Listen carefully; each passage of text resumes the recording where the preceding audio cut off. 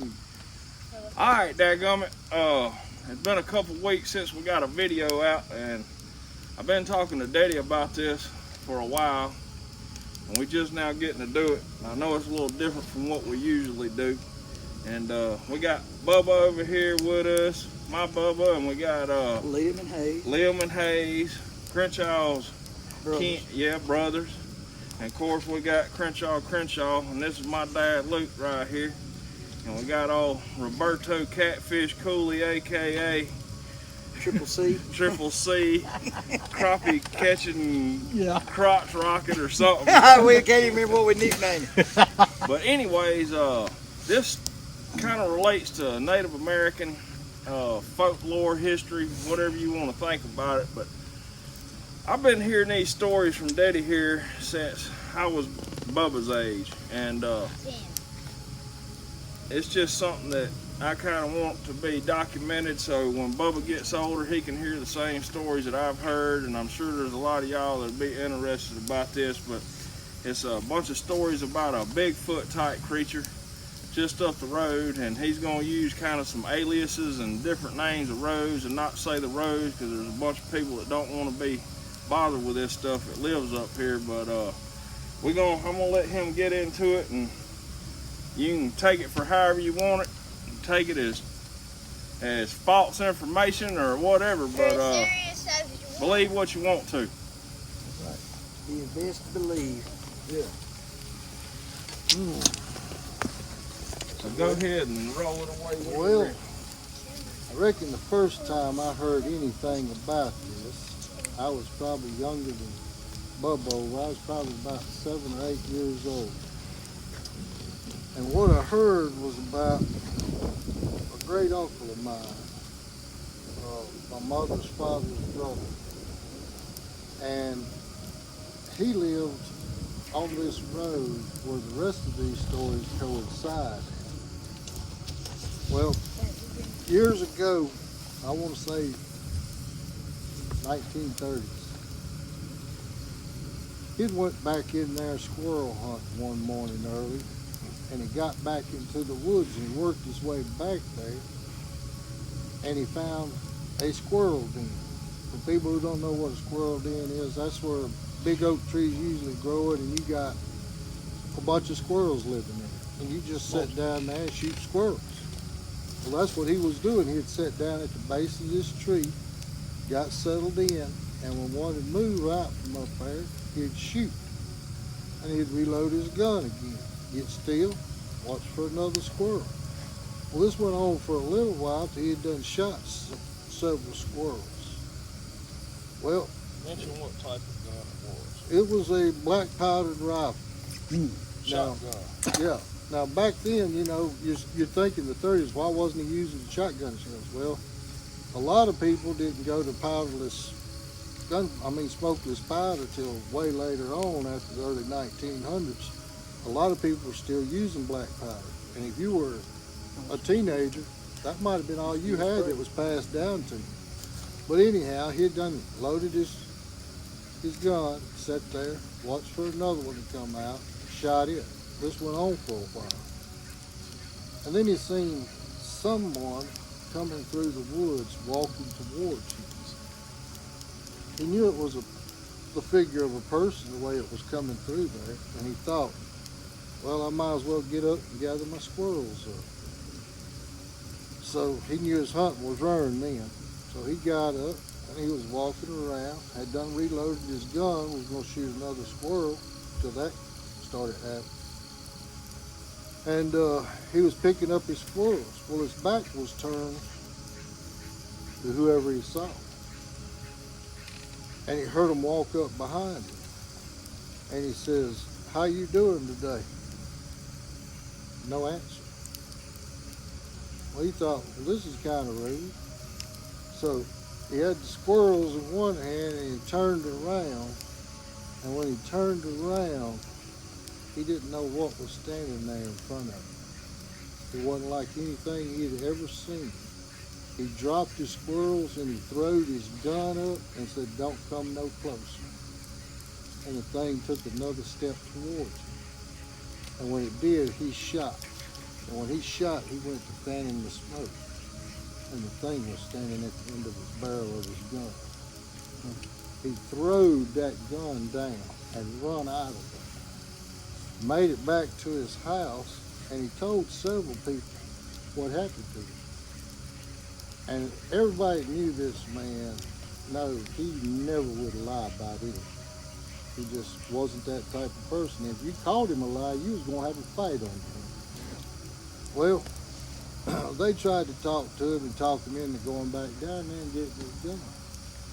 And he told them, he says, I'm not going back down there. There's something that lives in them woods, and it's some kind of booger, and I don't want to see it again. Now that was the first story I heard on. Years later, we moved out on that road. And I was probably about 13 or 14 years. Do you want to say, like, location? Like, not pinpointed location, but close Vicinity. area. Yeah. Well, Without saying a road name. we lived approximately another 10 miles past where my great uncle lived. I'm saying to the people out there, do you want to say a county, close to? Well, I don't mind. I really just, I just tell you, Neshoba County is where it's at. Close to I don't want to go in detail because the reason why is this is going to involve a lot of people that live up and along through there. Yeah. And their experiences with it is just like everybody else that can tell you about it. Number one, it does not want to be bothered. Number two, don't bother it because you're going to have a problem on your hands. Well, like I was saying, we moved out there. I was 13 or 14 years old when we moved out there. And there was a guy that lived up the road from us there. He was a farmer. Now, when I met him, he was 36 years old. But he was like a fourth generation farmer up there. That farm had been in their family for 4 generations.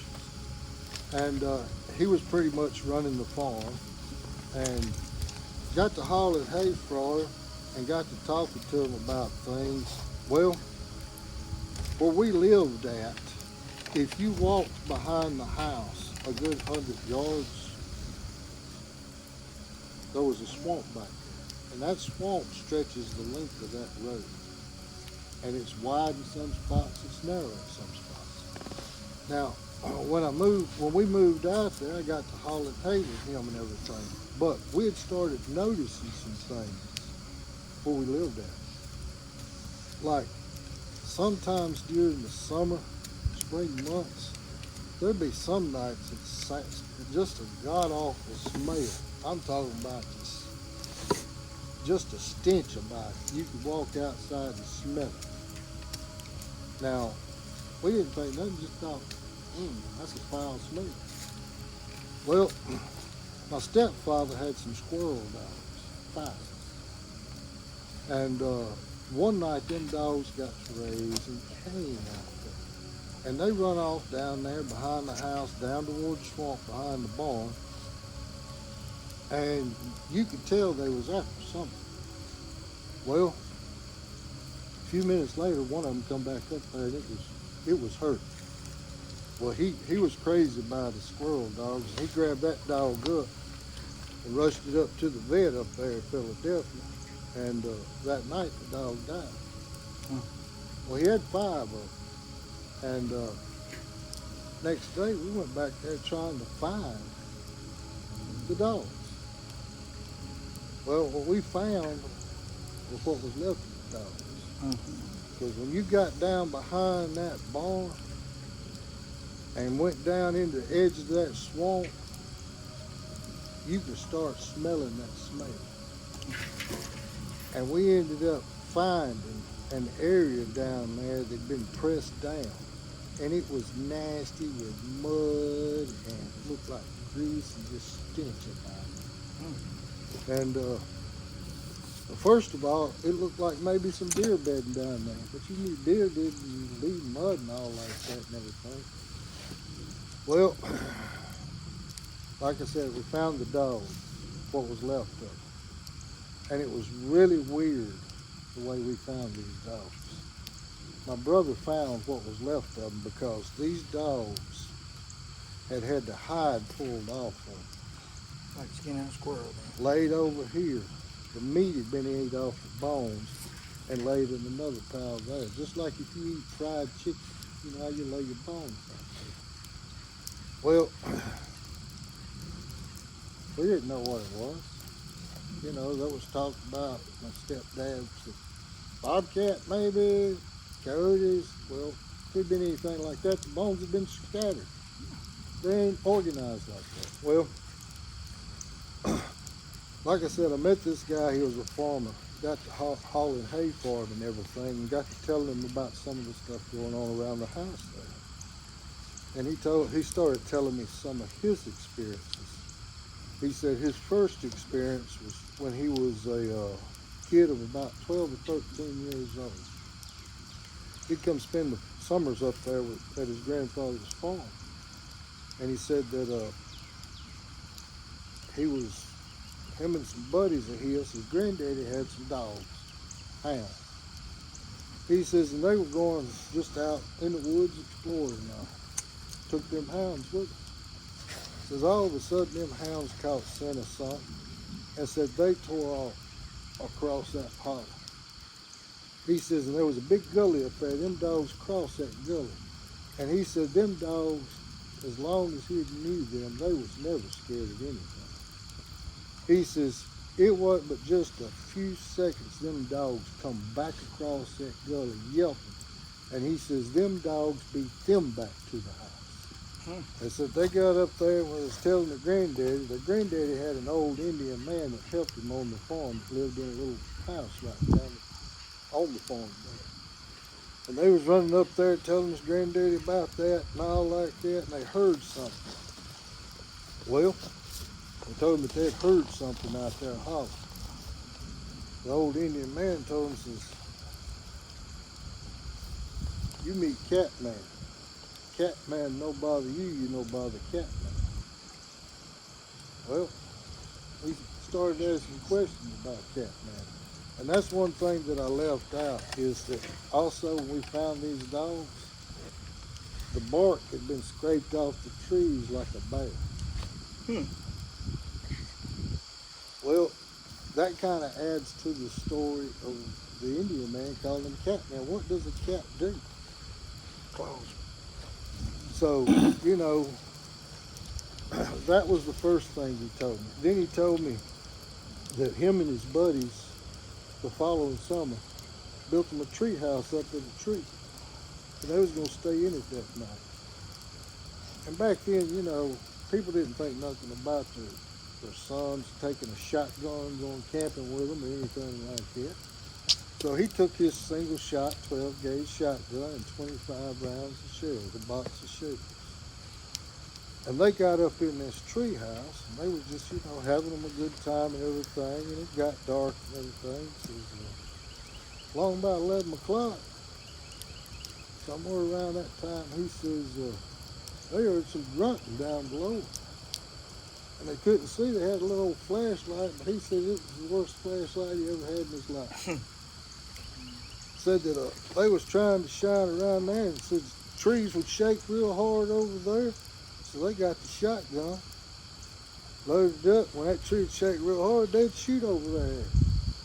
He said that went on throughout the night. He said when it got down to 2 shells, they decided they was going to hold them 2 shells if it come up that tree. But now, you know, if anybody was pulling a prank on a teenager back then, they ain't going to be out there somebody shooting at them. Well, that was another story he told me. And he told me one time he had some land over there, a little bit, say 5 miles from his farm, another piece of land he had, and he has 2 ponds on it. He said he went over there one morning, early one morning.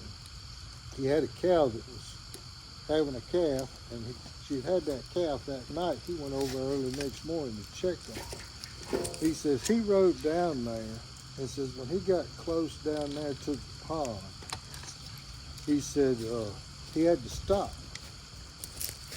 And he says it caught him off guard because he said there was something walking across that wood line down there in that bottom.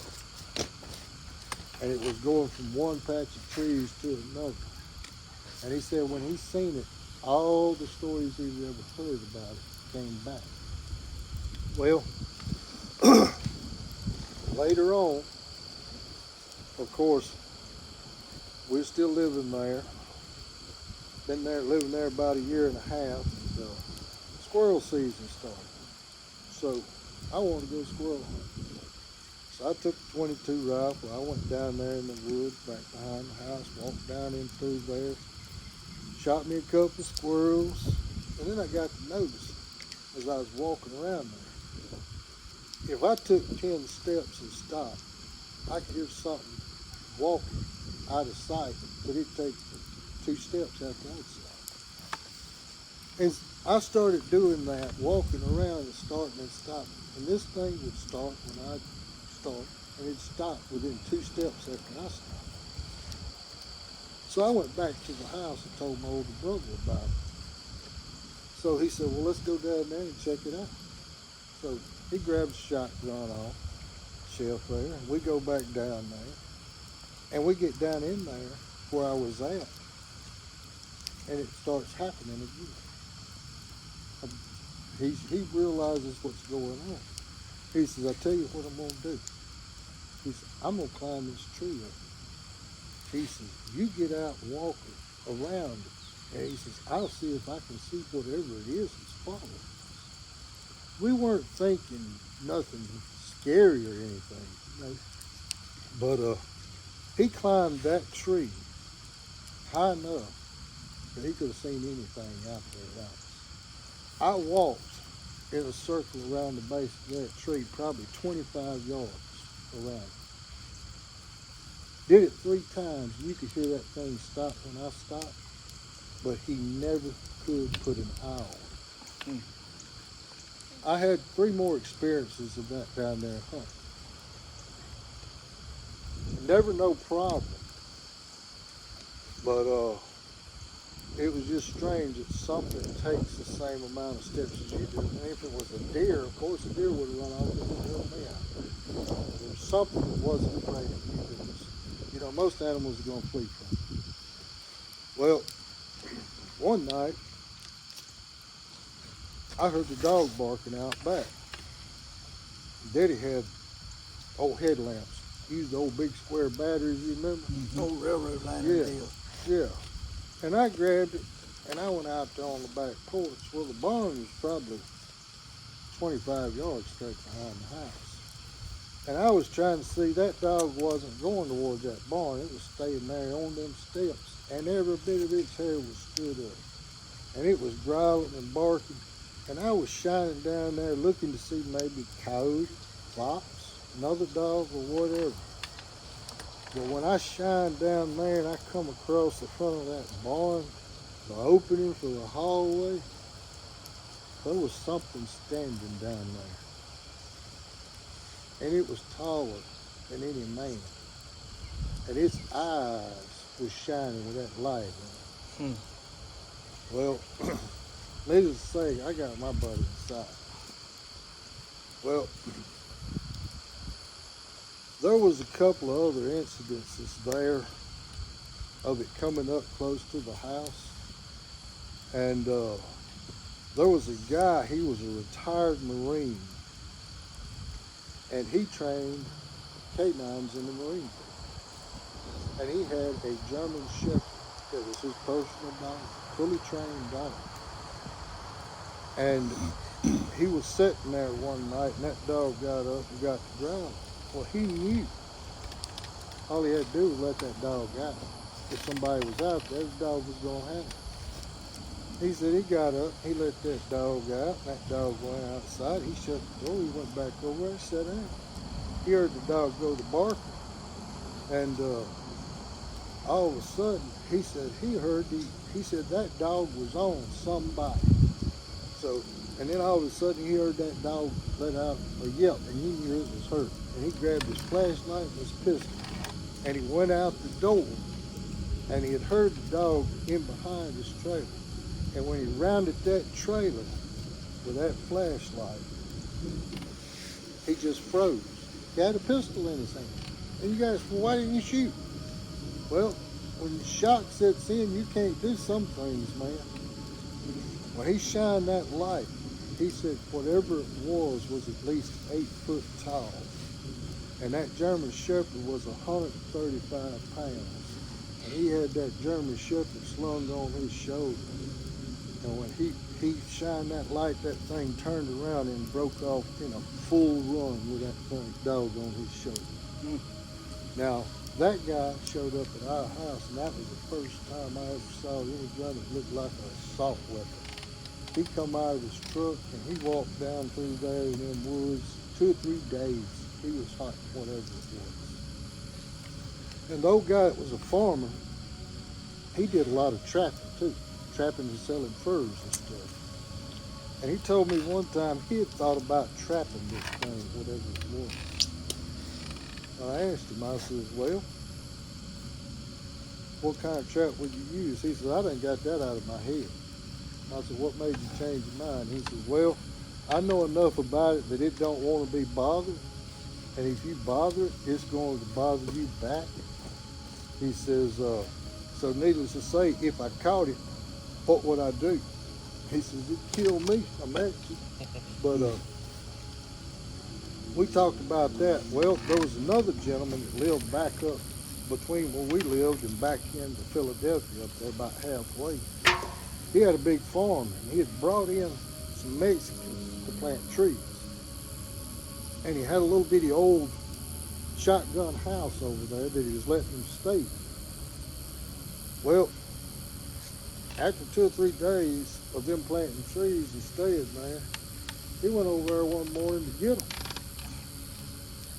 Screen door was tore off, front door was standing wide open, back door was standing wide open. Nobody to be found. So he went on back to his house. He said about dinner time, one of the Mexicans come up there wanting his pay. He says, well, where's everybody at? And he said the best he could understand, because this Mexican couldn't speak really great English, was he told him, he says, the monster come up and come in the house. And he was asking, what monster? And then he started telling him, he says, they were out there drinking and all, and something hollered, gave off a scream. So they hollered back at him, and it hollered back. And that continued on.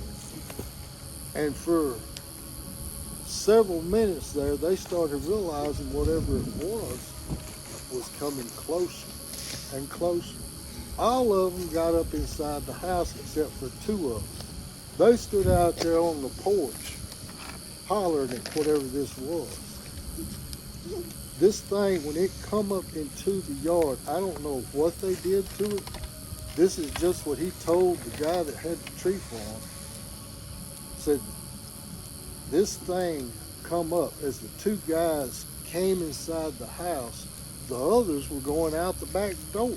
And this thing tore the front screen off the house and come in through the house after them. And they were all gone. But all he wanted was his money. He didn't want no more trees planted. He didn't want nothing to do with it. And the old guy that was a farmer told me, he said he was laying there in his bed one night. He slept with his windows up, with the screens open during the summertime. And he told me he was laying there in bed one night, and there was a gentleman that lived across the road from him down in the woods there, had a house back off the road down in there. He was a farmer too. And said that along about 1 o'clock in the morning, he said he heard a scream. And he said when he heard that scream, he said it sounded like a man burning up in a house. And said he jumped in his truck, and he barreled down that man's driveway, got down there, nothing. Said he got back up to the house, puzzled about it, and he said when he got out of his truck, he heard it scream again. Made the hair stand up on his back. He knew then what it was. Now they say, I've never done this, but I've spoken to several people that have, that there's a straightaway up there on that road, and that swamp is on each side of that road. And they say during the summer months that you can go down there and park in that straightaway about 12 or 1 o'clock in the morning, kill your car and blow the horn, and you will hear that joker scream back at you. Now, that's the stories I know of. And I told him all these stories all these years, and he didn't believe them. Now he's going to have to tell you what made a believer out of him. Absolutely. Let me get back. I had to get out of the smoke. Get back. Yeah, Bubba.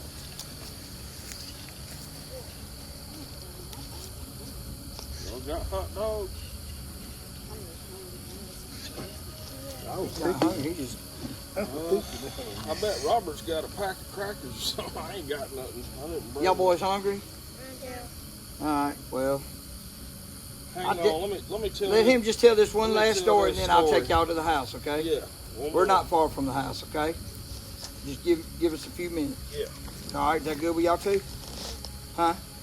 How about yes, sir? Oh, thank you for telling us that story, Mr. Glick. That was very captivating. Oh yeah. well, And I'm going to tell you, all these people that have told me this Yeah.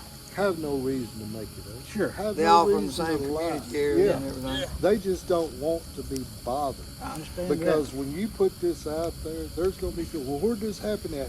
Can I see? Oh, well, you got to show it to me to prove it. No, I ain't got to show you nothing. I got enough sense in knowing about this thing that it observes people, but it wants to be left alone. Right.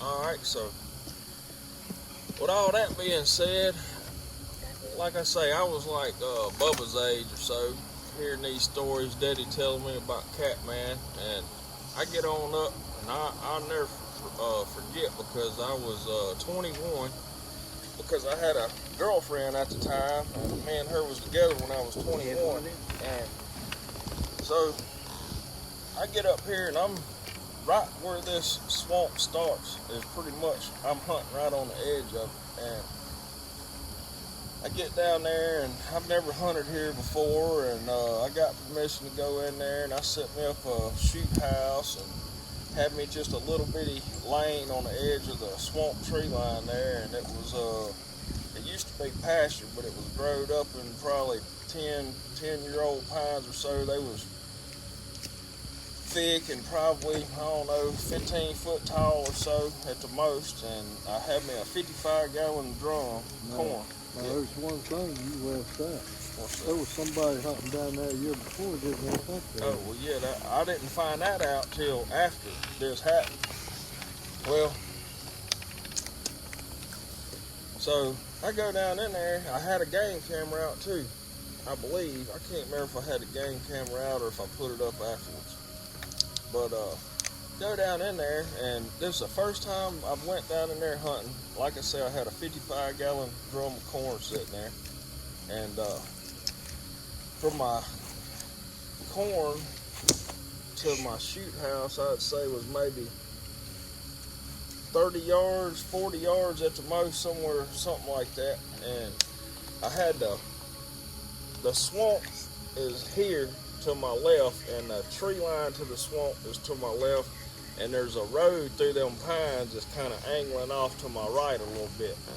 And other than that, that's the only two openings. Everything else is kind of thick pines. And I'm sitting back here in this kind of corner in this shoot house, and got that girl that I was with at the time. We went down there. Now I had a flashlight with me, but it's just old El Cheapo. You know, it ain't like the flashlights we got nowadays. Just like the flashlights that we had then was a lot better, even though it was crappy at the time, and they had Right. back in the stories he was just telling. Right. So, and I had a 30-30, but I didn't have a scope on it because I had a scope on it, but I was scared that I bumped it or something. Something happened, and I was scared to take that rifle with a scope on it. So I had a 30-30. I think I took the scope off of it, and I had it open sight, and I figured, you know, that distance I'd be fine. Well, so we sitting there hunting, and it's getting on towards this time of day, about this dark, maybe just, and of course when you in them thick pines, it's a little darker than it is out here in this open, but it's right there at the end of shooting hours, and I've got my gun and I'm sitting in the corner and I'm going to turn around to open the door to the shoot house behind me. And my girlfriend said, "What is that?" And I turn back around and I'm looking and I see it as it comes past. It walked past my corn feeder. Never stopped. It's just slow. And all I could see was a silhouette of something. No, I can't make nothing out. It's just something that come down that road. It must have come down that road because it was coming from that road going through that little strip of pines that's between this lane and that lane. So I'm assuming it come down that road and is crossing.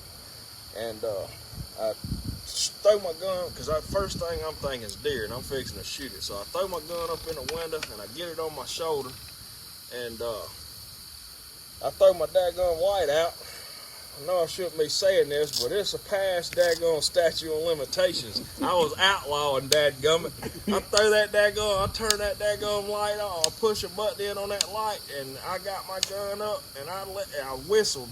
And as soon as I whistled, I let off that light and let that light come on. And the silhouette that I could tell was about a foot and a half taller than that 55-gallon drum. And when I cut that light on and whistled, it shined off that joker's eyeballs, and that sun gun was freaking tall. I'm talking, it was more than twice as tall as a 55-gallon drum.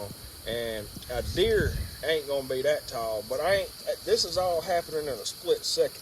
So as soon as I see eyes shining, I put that gun right between the eyes and pull the dang trigger. Boom, it takes off running into the swamp right there on the left. And I set the gun down, and all I'm thinking, because like I say, it's happening so fast, I'm thinking, all right, I just shot a deer. Well, as soon as I put my gun down, she is freaking out. What was that? Because she's seeing all this and not thinking the same thing. I'm just concentrating on shooting. And she's freaking out. I'm like, it was a deer. She said, that wasn't no dadgum deer, freaking out. And so I give it just a second, get out of the shoot house, walk over here to where it went into the woods because I'm going to look for blood. And I get there to the edge of that swamp, and I could hear it walking. And same thing, I'm still thinking injured deer. But all that starts to go out the window very shortly, because what it does is I'm looking in the woods, and it's maybe 30 yards in the woods. It's not far at all, but this on the edge of this pasture that's behind me is got the edge of this wood line to this swamp that I'm standing on, just thick, real thick growth on that edge. So I can't see into it. I can just hear. And it starts walking away from me, and it goes about 30 yards to the left, and it goes 30 yards out. And what it done is it made a circle, and whenever it come back to me, it come closer. I could just tell it's closer, and it just sit there, and it made 3 or 4 circles, and every time it made a circle, just like a 30-40 yard circle out there, it'd get closer and closer and closer until it was just like 15-20 foot away. And she is freaking the freaking crap out for real now. Hell, I'm starting to freak out at this point, because I know it ain't no deer gonna do that. We sitting here with a flashlight, just shot a gun, a deer is gonna be gone. So deer is starting to exit my mind for real now. She's like, let's get out of here. So I got a Toyota 4-wheel drive parked up maybe 200 yards away, and I walk out of here backwards with this light facing the direction it was, and we going back to the truck. And I make it back to the Toyota, and I couldn't leave well enough alone. So as soon as we get in that Toyota, she's all freaking out, calming down, like, we gotta get out of here. And I'm like, no, we going right back down there. And I throw that joker in first, and here we go. I drive right back to where we was standing, throw the keys off, throwing the high beams on, got out and stood right between the headlights. And still can't see nothing, of course. And same daggone thing. About 30 yards out, starts making circles. Same dadgone thing. Starts making circles and getting closer and closer and closer until it's right there. And now I'm like, I can't see nothing, and the heck with this. I'm getting the heck out of here. So we got the heck out of there, and my mama, that was my grandmother's land, and I told her about it, and she said, well, such and such used to hunt down there, and last year he won't go hunting down there anymore. That's why I told you could hunt down there, is because I didn't know nothing about this until afterward. But she said, yeah, he got down there hunting in a climber right about dark, and something got under him, started circling, and he come up there and told her about it, and he said he ain't going down there hunting again because there's a booger bear down in them woods. That's what my grandma told me now. Booger bear. I didn't Probably know something about them swamps. And hey, yeah, I didn't know nothing about that until after that happened. So I never went down there again. Well, I take that back. Me and Daddy went back the next morning, and we had friggin' AKs and SKSs loaded down to the hip, and we went down there, and right there was a old fence line right there on the edge of that swamp on that wood line, and that's the only place we could find anything. It looked like a dang big heel print and some mud right there. But the craziest thing about, and there's a big heel print, but you couldn't see any forward tip of a toes, anything like that. But it was big. I mean, it was big. And right.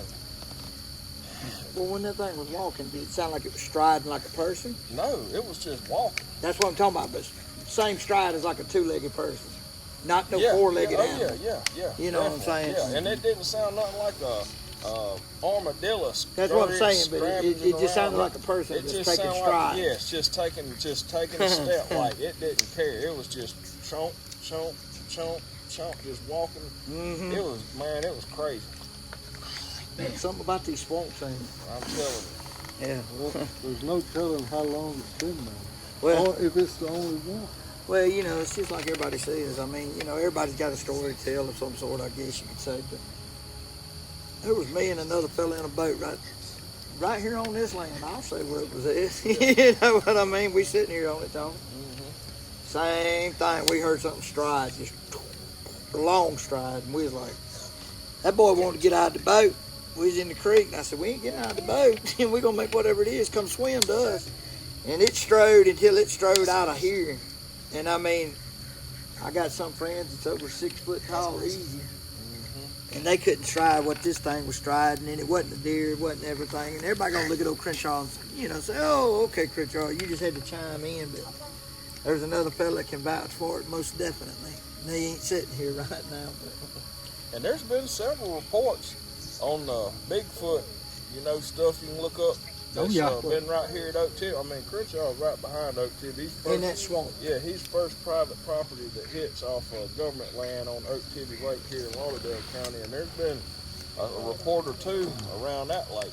Well, I ain't trying to leave. I got to come back, but I got to get these two young boys to the house. They got school in the morning, but I will be right back. So, I'll be right back, like I said. Oh, we got to go at 9 o'clock. Huh? No, we got to go now. Y'all said, come on. Let's go, boys. You remember you shot that. See you, boys. Hey, Robert. Tell them all bye. Thank you, Mr. Luke. Yeah, man. Go over there. Look, go over there and bump knuckles with all of them. That I have. About them stories. Check it out if you want to. Isn't it? Go over there and bump got a knuckles with Mr. flashlight? Luke, too. Yeah. Boom. Just don't hit that camera thing. Be good, man. Y'all take care. Watch that camera.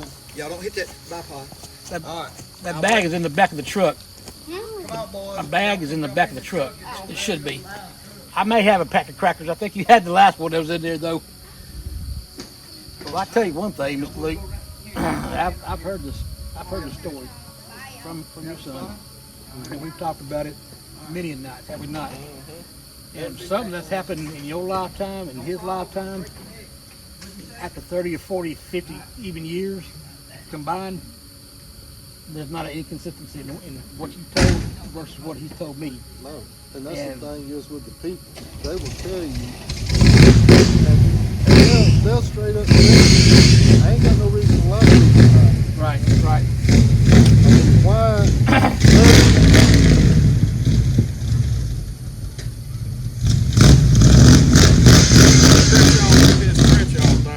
Yeah. There is no way that you can get this many people that I've heard talk about this thing. Right. And none of them are ever really together to say, okay, let's plan this big elaborate story. There's no way you can concoct that. No. There's no telling what kind of stories around that swamp up there that we've never heard, that other people just like him's heard, that we don't know. I mean, this could bring out some more stories from. There might be people start naming roads and stuff up there that knows exactly what we're talking about from stories they've experienced. You know, I don't know. Other folks that told me that they've had family members that's had dealings with. But you know, You find nothing, man? the thing that I noticed about All right, I'm out is then. just like you would think, okay, well, he killed your dogs. How come he didn't kill everybody's dogs up and down the road and eat dogs? Well, those dogs attacked him. Yeah. He wasn't out, you know. And same way with the guy's German Shepherd, it attacked him. Yeah. And every time you've had confrontations, just like the Mexicans, provoked him, kept provoking him, didn't leave him alone. Yeah. I mean, He will retaliate. yeah, I mean, and that's the thing. He just wants to be left alone. Like a lot of people in life, just leave me alone. Yeah.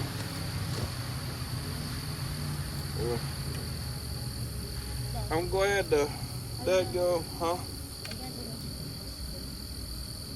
We'll get something in you. I'm just glad to get it out there where yes, sir. we're Big the time. grand youngins and everything, and all Laura's youngins and everything, my sister and Bubba, when he might not care right now about this kind of stuff, but it's one thing to hear it from me, but it's a whole different thing to be able to watch a video and hear it from his grandpa when his grandpa ain't here no more. I get it to where it's serious about him. He got the pictures and everything on his phone. Pictures of what? Remember that picture? He said, I know Bigfoot Reno. Then he took out his phone. Look. Yeah, this is epic right here, y'all. That's a good question. You know, I mean, you know, we haven't been in such a technological age like the game cameras that we have now. And everybody's got a cell phone now. Yeah. So there's chances that somebody may eventually get a picture of it. I did hear one other story on this thing. A guy told me there's a junkyard up there, and said that the game warden got called out there to the sheriff's department one night because somebody seen something crossing that pasture bottom down there.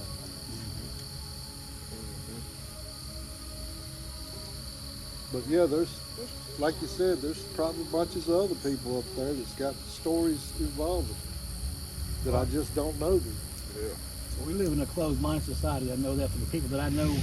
They make fun about it and everything. Well, go ahead and make fun of it. Make all the fun you want to. Scientists are discovering new species every day. There's nothing new underneath the sun. And the crazy thing is, like, I know you probably watched Dave Paulides, Bigfoot documentaries he's got. All right, well, like, there's a lot of people that thinks it's a trans-dimensional being, Right. that can move between dimensions or whatever, and like in the movie Predator, where you seen the how Predator looked, Yeah. but you couldn't see it, but you could kind of see it. Yeah. You know, there's a lot of people there's several reports of people seeing something like that you can tell something there, but you can't see it. And then you got Daddy telling this story about something walking around in the woods with him, and it's there, but you can't see it. Right. Kind of lines up the same kind of way with that stuff. So. Well, it's like the headlights, you know. You only got so many footage of being out there Right. before your line of sight gets gone. It just turns to black. Yeah.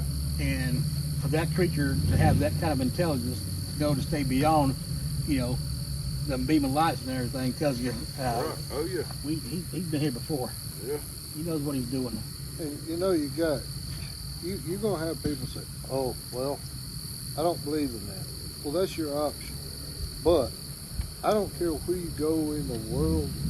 Other countries have stories of experiences with it. And whether it's Yeti, Bigfoot, Sasquatch, whatever name they call it. And I wanted to kind of touch during this on the Native American side of Bigfoot, whatever you want to call it, but they have their own name for it, and maybe I can go into a part 2 later on, kind of diving into their history, because I did read into it a little bit. Might just have to be a part 2, but that's kind of where I was aiming this towards, is to tie Native American into it, because that Indian was the first one that put the name Catman on it that they had heard, and that's what Daddy's always called was Catman. And so the Indians definitely had experiences with strange things, and understand is they have great respect for whatever it is. Yeah, Take care of the woods. yeah. Well, it's like the pyramids. We talked about this in depth one night. There ain't no way different cultures, you know, spread out throughout the whole entire earth and everything, can still have the same thing going on in each of their cultures through the span of time. The pyramids, the Bigfoot, the Yeti, the Sasquatch, the Skunk Ape. You got the Egyptian pyramids, and then you got Aztec, the Aztec pyramids. over in Thailand, Yeah. all that. Yeah, you got pyramids all over the place. Like you said, you know their cultures didn't communicate. Right. Yeah. Yeah, I love stuff like this. So I'm definitely a firm believer in it. I don't know why he turned his lights out. He wasn't sneaking up on us. No, Yeah, that's they true. just- Ooh. Well, I'm gonna cut this video right here, and I appreciate you coming out, Daddy, and telling all that. And I know Robert's been daggone chomping at the bit. 'Cause Yeah. I've been telling Bubba, I know. I'm trying to end this video. I've been chomping at the. Robert's been chomping at the bit to hear these stories because I've told him a little. He hadn't heard every one of them, but it's one thing to hear it from me, but it's another thing to hear it from the actual source that it come from. Yeah, That I heard it through, and I know he likes this kind of stuff. absolutely, man. Y'all might think we're crazy, whatever. You can take it however you want it, but there's the video, Yep. and take it or leave it. Very, very interesting. And the daggone crappie's biting, and we still in them, and that's why we ain't made no videos. But here's your Not video. no airhead hunting videos. Yeah, anyway. no airhead hunting videos That's yet. what I but want to do. That's I next know on the we agenda. gonna be coming. We're gonna be getting in the creek soon. But Yeah. I appreciate that, Mr. Yeah, Luke. man. Thank I you, sir. enjoy it. Man, what'd you think, Crenshaw? Hell, it's all good with me, That's- brother. You think we all crazy? No, I'm right there with you. Hey, look, I can't say what's in these woods. Hey, you know, if you stay in the woods long enough, you're going to hear noise, you're going to see things, you're going to make your hair on the back of your neck stand up. see things. What y'all real think fast. about that moon tonight, y'all? Look at it. Almost a full, I hope you got it on full yeah. eclipse there. That's a pretty one. Yeah. But the thumbnail. it man. don't get no prettier than that little pond right there. Yeah. Good place to have this little camping inversion. Well, when you were talking about the Inversions. dogs, that part of the story about the dogs and everything, I heard dogs barking in the background. I hope the microphone caught It that. probably did. Heard an owl, saw some bats, all the stuff in the background. It's perfect. I didn't hear none of that. You need somebody to walk you to the truck? Crenshaw, I'm walking with you. you want to go walk in the woods at night? Hey, I do. I hunt. I tell you what, I hunt in these woods right here We till own the pitch night, black man. dark. Yeah. And I tell you, up where my dad and them hunt up there, the other side of Portable, I'll say it. There's a black cat up there, and everybody say there ain't no panthers down this far down or whatever. I mean, I can tell you right now, I've heard them, and when I tell you, you make the hair on the back of your neck stand up, it sounds worse than a woman screaming. Now, coyotes, they can make sounds too, and they can sneak up on you quick. Bobcat. Bobcats, but that cat had been seen up there by numerous people, you know, and they travel. I don't know how far they roam when they give birth and stuff like that, but that cat up there, now it traveled. And to the best of my knowledge, it's still alive, but if you shoot it down here where we from, you in trouble. Before I end this, I will say, since he brought cats up, if y'all, if you dig real hard, you probably ain't got to dig real hard, but you can go on Google and type in Jaguarundi, Oh yeah. and there's a story on there where old Bobby Boyd, which was an airhead hunter around here for years and years, and I think him and I can't remember who the other guy is. Maybe he wrote the story, and maybe it was Bobby and somebody else that's seen it or whatever. But they actually got a good close-up view of this thing. It's called a Jaguarundi. It's not a jaguar. It's not a panther. It's kind of a mix, and it's a Somewhere in cat. between. Yeah, it's a cat that comes out of Florida. I think it originally come out of Mexico, if I ain't mistaken. I could be wrong about that. But it was a definite sighting of one of those in Meridian, right here in Lauderdale County. Mr. Luke, Yes. I just want to shake your hand, buddy. No, I Hey, can't see very, in the very, dark, very man. knowledgeable. I asked them two brothers of mine, they number 9, 10 years old, and I asked them, I said, what y'all think? Y'all believe? He said, well, we don't know what's in these woods. And I said, well, it's true, son. Well, you did it. That was a natural born. You're a natural born storyteller. Well, It's you story know, time again. You want to do one on the unicorns next week? Yeah. Unicorn? Yeah. Hey,